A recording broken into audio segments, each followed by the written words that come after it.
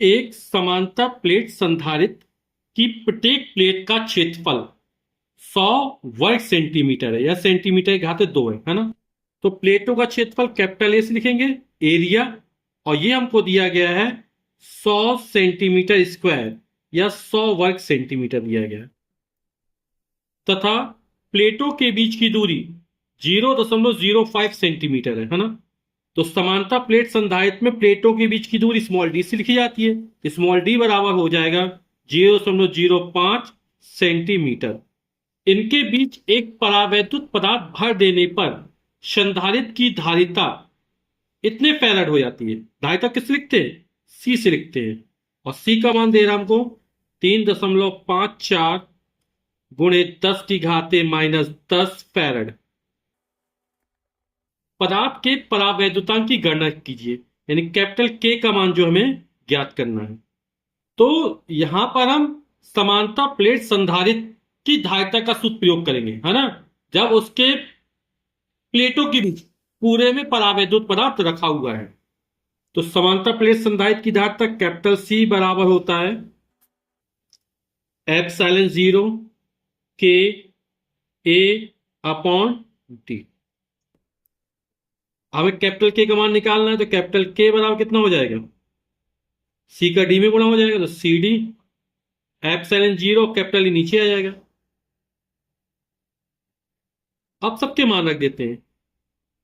सी का मान कितना दिया? 3.54 गुणे 10 की घाते -10। ठीक।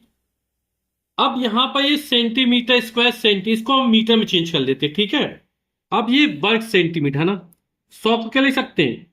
10 की घात है तो 10 गुणा 10 100 हो जाएगा। अब हमें सेंटीमीटर स्क्वायर को मीटर स्क्वायर में चेंज करना है ना। अब 1 सेंटीमीटर बराबर होता है 10 की घाते -2 मीटर। तो वर्ग करेंगे कितना हो जाएगा? 10 की घाते -4, यानी 1 सेंटीमीटर स्क्वायर बराबर होता है 10 की घाते -4 मीटर स्क्वायर। ठीक। 10 की घाते 2 है, 10 की घाते -4, आधार समान है, घाते जुड़ेंगी, 2 में -4 जोड़े तो -2 बचा रहेगा मीटर स्क्वायर। ठीक। अब इसको देखते हैं। दशमलव एक स्थान किसका है? 2 स्थान किसका है? तो हो जाएगा 5 गुणे 10 की घाते -2। अब सेंटीमीटर को मीटर में चेंज करेंगे, तो 10 की घाते -2 का और गुणा कर देंगे, जो कि 1 सेंटीमीटर बराबर 10 की घाते -2 मीटर। कितना हो जाएगा? 5 10 की घाते -2 10 की घाते -2, यानी 10 की घाते -4 मीटर। डी, और डी का मान कितना है? 5 गुणे 10 की घाते -4।